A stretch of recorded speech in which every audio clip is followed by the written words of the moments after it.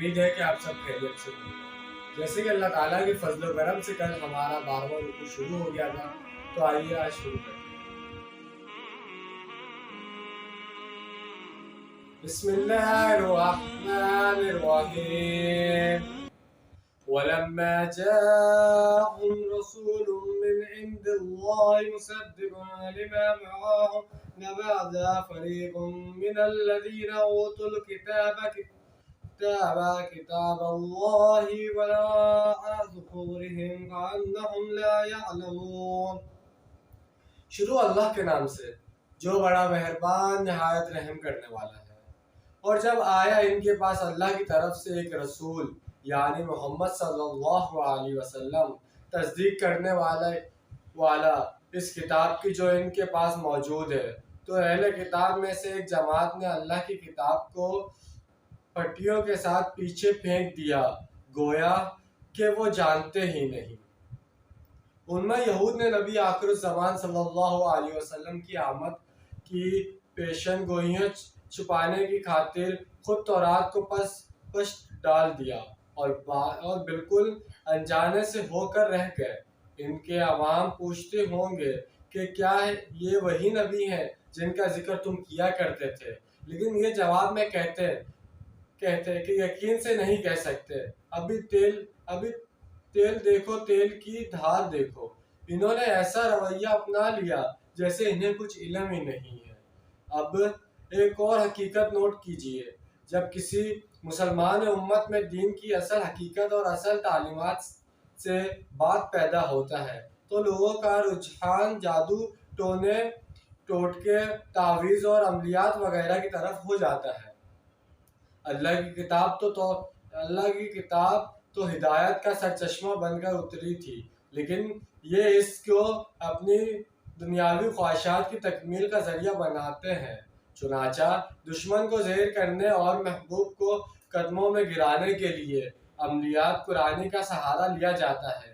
یہ دھندے ہمارے ہاں بھی خوب چل رہے ہیں، اور شاید سب سے زیادہ منفعت بخش کاروبار یہی ہے، جس میں نہ تو کوئی محنت کرنے کی ضرورت ہے اور نہ ہی کسی سرمایہ کاری کی۔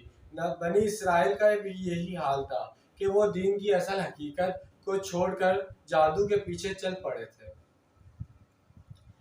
وَاتَّبَعُوا مَا تَتْلُو الشَّيَاطِينُ عَلَى مُلْكِ سُلَيْمَانَ وَمَا كَفَرَ سُلَيْمَانُ وَلَٰكِنَّ الشَّيَاطِينَ كَفَرُوا وَيُعَلِّمُونَ النَّاسَ السِّحْرَ وَمَا أُنزِلَ عَلَى الْمَلَكَيْنِ بِبَابِيلَ هَارُوتَ وَمَارُوتَ وَمَا يُعَلِّمَانِ مِنْ أَحَدٍ حَتَّىٰ يَقُولَا إِنَّمَا نَحْنُ فِتْنَةٌ فَلَا تَكْفُرْ وَيَتَعَلَّمُونَ مِنْهُمَا مَا يُفَرِّقُونَ بِهِ بَيْنَ الْمَرْءِ وَزَوْجِهِ وَمَا هُمْ بِضَارِّينَ بِهِ مِنْ أَحَدٍ إِلَّا بِإِذْنِ اللَّهِ وَيَتَعَلَّمُونَ مَا يَضُرُّهُمْ وَلَا يَنفَعُهُمْ وَلَقَدْ عَلِمُوا لَمَنِ اشْتَرَاهُ مَا لَهُ فِي الْآخِرَةِ مِنْ خَلَقٍ وَلَبِئْسَ مَا شَرَوْا بِهِ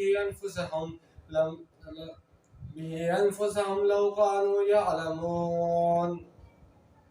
انہوں نے پیروی کی اس علم کی جو شیاطین پڑھا کرتے تھے۔ سلیمان علیہ السلام کی بادشاہت کے وقت وہ لوگوں کو جادو سکھاتے تھے، اور وہ اس علم کے پیچھے پڑے جو نازل کیا گیا دو فرشتوں ہاروت اور ماروت پر بابل میں، اور وہ نہیں سکھاتے تھے کسی کو بھی، یہاں تک کہ وہ کہہ دیتے تھے کہ دیکھو ہم تو آزمائش کے لیے بھیجے گئے ہیں، بس تم کفر مت کرو۔ پھر وہ سیکھتے تھے ان دونوں سے وہ شے جن کے ذریعے سے آدمی اور اس کی بیوی کے درمیان جدائی ڈالتے تھے، اور نہیں تھے وہ زر پہنچانے والے اس کے ذریعے کسی کو بھی اللہ کے اذان کے بغیر، اور وہ سیکھتے تھے وہ چیزیں جو خود ان کو بھی ضرور پہنچانے والی تھیں اور انہیں نفع نہیں پہنچاتی تھی، حالانکہ وہ خوب جان چکے تھے کہ جو بھی اس چیز کا خریدار بنا یعنی جادو سیکھا، اس کے لیے آخرت میں کوئی حصہ نہیں ہے، اور بہت ہی بری تھی وہ چیز جس کے بدلے انہوں نے اپنے آپ کو فروخت کر دیا۔ کاش انہیں علم ہوتا۔ اللہ تعالیٰ نے جنات کو حضرت سلیمان علیہ السلام کے تابع کر دیا تھا۔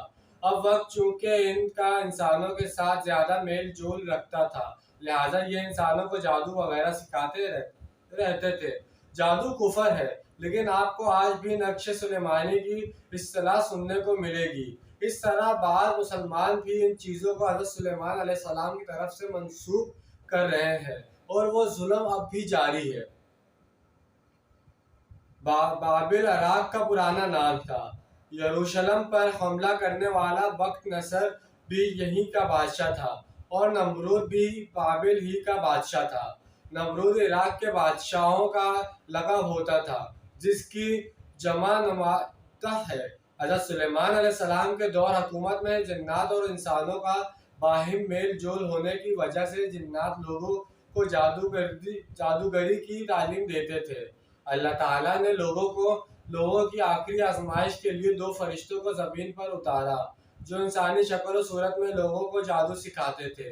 وہ خود ہی یہ واضح کر دیتے تھے کہ یہ دیکھو، جادو کفر ہے، ہم سے نہ سیکھو، لیکن اس کے باوجود لوگ سیکھتے تھے۔ گویا ان پر اتمام حاجت ہو گیا کہ اب ان کے اندر خباثت پوری طریقے سے گھر کر چکی ہے۔ شوہر اور بیوی کے درمیان جدائی ڈالنا اور لوگوں کے گھروں میں فساد ڈالنا، اس طرح کے کام اب بھی بعض عورتیں بڑی سرگرمی سے انجام دیتی ہیں۔ اس مقصد کے لیے تعویذ، گنڈے، دھاگے اور نہ جانے کیا کچھ ذرائع اختیار کیے جاتے ہیں۔ ایمان کا تقاضا یہ ہے کہ بندہ مومن کو یہ یقین ہو کہ اللہ کے اذان کے بغیر نہ کوئی چیز فائدہ پہنچا سکتی ہے اور نہ ہی نقصان، چاہے کوئی دوا ہو وہ بھی باذن رب کام کرے گی ورنہ نہیں۔ اب جو کوئی بھی اسباب طیبہ ہیں، ان کی اثرات تبھی ظاہر ہوں گے اگر اللہ چاہے گا، اس کے بغیر کچھ نہیں ہو سکتا۔ جادو کا اثر بھی اگر ہوگا تو اللہ کے اذن سے ہوگا۔ چنانچہ بندہ مومن کو اللہ کے بھروسے پر ڈٹے رہنا چاہیے۔ وَلَوْ أَنَّهُمْ آمَنُوا وَاتَّقَوْا لَمَثُوبَةٌ مِّنْ عِندِ اللَّهِ خَيْرٌ لَوْ كَانُوا يَعْلَمُونَ۔ اور اگر وہ ایمان رکھتے اور تقویٰ کی روش اختیار کرتے تو بدلہ پاتے اللہ کی طرف سے بہت ہی اچھا، کاش ان کو معلوم ہوتا۔ يا أيها الذين آمنوا لا تقولوا راعنا وقولوا انظرنا واسمعوا وللكافرين عذاب عليم۔ اے ایمان والو، تم راغب مت کہا کرو، بلکہ انظرنا کہا کرو، اور توجہ سے بات کو سنو، اور ان کافروں کے لیے دردناک عذاب ہے۔ قبل عظیم منافقین بنی اسرائیل کا ذکر ہوا تھا، جن کا قول تھا سمعنا وأطعنا۔ اب یہاں ان منافقین کا طرز عمل بیان ہو رہا ہے جو مسلمانوں کو شامل ہو گئے تھے اور یہود کے زیر اثر تھے۔ یہودی اور ان کے زیر اثر منافقین جب رسول اللہ صلی اللہ علیہ وسلم کی محفل میں بیٹھتے تھے تو اگر آپ صلی اللہ علیہ وسلم کی کوئی بات انہیں سنائی نہ دیتی یا سمجھ میں نہ آتی، وہ رائنا کہتے تھے، جس کا مفہوم یہ ہے کہ حضرت محمد صلی اللہ علیہ وسلم ذرا ہماری رعایت کیجئے، بات کو دوبارہ دہرا دیجئے، ہماری سمجھ میں نہیں آئی۔ اہل ایمان بھی یہ الفاظ استعمال کرنے لگے تھے، لیکن یہود اور منافقین اپنے خبث باطن کا اظہار اس طرح کرتے کہ اس لفظ کو زبان دبا کر کہتے تو رائنا ہو جاتا، یعنی یہ ہمارے چرواہے، اس پر دل ہی دل میں خوش ہوتے اور اس طرح اپنی خباثت نفس کو غذا مہیا کرتے۔ اگر کوئی ان کو ٹوک دیتا کہ یہ تم کیا کہہ رہے ہو تو جواب میں کہتے ہم نے تو رائگاہ کہا تھا، معلوم ہوتا ہے کہ آپ کی سماعت میں کوئی خلل پیدا ہو چکا ہے۔ چنانچہ مسلمانوں سے کہا جا رہا تھا کہ تم اس لفظ ہی کو چھوڑ دو، اس کی جگہ کہا کرو ازورنا، یعنی اے نبی صلی اللہ علیہ وسلم ہماری طرف توجہ فرمائیں یا ہمیں مہلت دیجیے کہ ہم بات کو سمجھ لیں، اور دوسری یہ کہ توبہ سے بات کو سنا کرو تاکہ دوبارہ پوچھنے کی ضرورت ہی پیش نہ آئے۔ ما يود الذين كفروا من أهل الكتاب ولا مشركين أن ينزل عليكم من خير من ربكم واللہ یختص برحمتہ من یشاء واللہ ذو الفضل العظیم۔ اور نہیں چاہتے وہ لوگ جنہوں نے کفر کیا اور اہل کتاب میں سے اور مشرکین میں سے کہ نازل ہو تم پر کوئی بھی خیر تمہارے رب کی طرف سے، اور اللہ خاص کر لیتا ہے اپنی رحمت کے ساتھ جس کو چاہتا ہے، اور اللہ تعالیٰ بڑے فضل والا ہے۔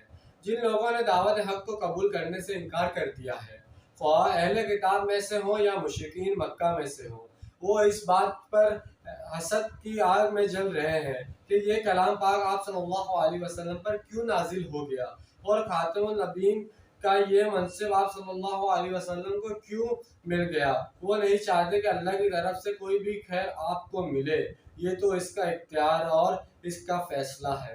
تو جیسے کہ ہم نے آج یہ چند آیت کا ترجمہ اور تفسیر بیان کی ہے، اور اللہ تعالیٰ کے فضل و کرم سے آج ہمارا 12واں رکوع بھی مکمل ہو گیا ہے۔ تو جیسے جیسے آج ہم پڑھ رہے ہیں ہمیں نالج بھی مل رہی ہے، اور جیسے آج ہم نے جو کچھ پڑھا جادو توڑنے کے حوالے سے، یہ سب کچھ کفر کے اس میں آ جاتا ہے، غلط ہے، ہم کو اس پر عمل نہیں کرنا چاہیے۔ ہم کو صرف اپنی نماز اور جو اللہ تعالیٰ نے ہم پر فرض کیا ہمیں صرف اس پر عمل کرنا چاہیے، اور اللہ سے دعا مانگنی چاہیے، کیونکہ اللہ تعالیٰ انسان کی سچے دل سے جو بھی دعا مانگی ہوتی ہے وہ رد نہیں کرتا۔